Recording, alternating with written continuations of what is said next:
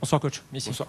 Je reste sur les tirs au but. On sait que c'est une espèce, ça devient un traumatisme à Marseille qui perd quasiment toutes les séries de tirs au but depuis des années. Je ne sais pas si tu l'as pris en considération dans la préparation de ce match.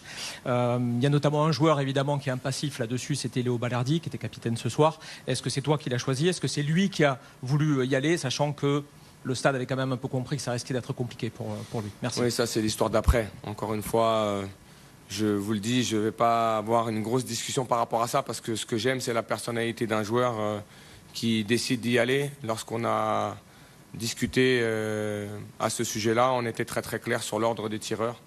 Et donc, ils y sont allés et je respecte cette personnalité-là. Après, il y a l'histoire du match. Malheureusement, pour Léo et pour Ethan, ils les ont ratés. C'est eux les plus touchés ce soir. Mais c'est comme ça. C'est malheureusement ce geste technique qui, à ce moment-là du match et à ce moment-là de cette série, n'est pas maîtrisé, tout simplement. Coach, il y avait forcément beaucoup d'amertume, de colère chez les supporters. Le tour d'honneur s'est fait sous les sifflets avec quelques jets de fumigène, etc.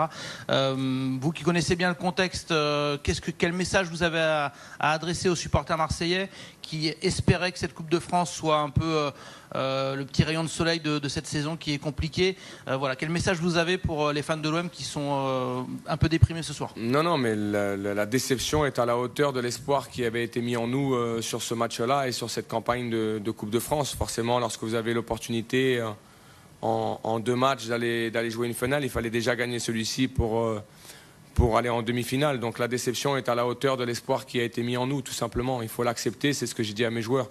Dans cette situation-là, il faut regarder droit devant, faire face et accepter la colère, accepter le dépit, accepter la tristesse aussi de nos supporters qui ont été là tout le match avec nous sur la séance de pénalty et que cette déception-là, il faut y faire face et ne pas la remettre en question.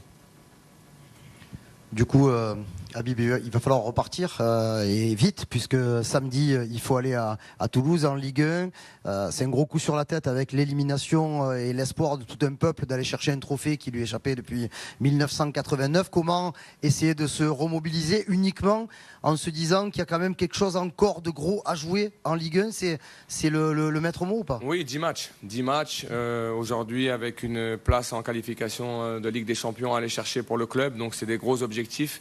C'est sûr que là, la déception ce soir est très très très importante. Donc il va falloir qu'on arrive à faire en sorte qu'on puisse évacuer cette déception le plus rapidement possible. On dit souvent que le foot nous redonne l'opportunité de le faire dans 3 jours.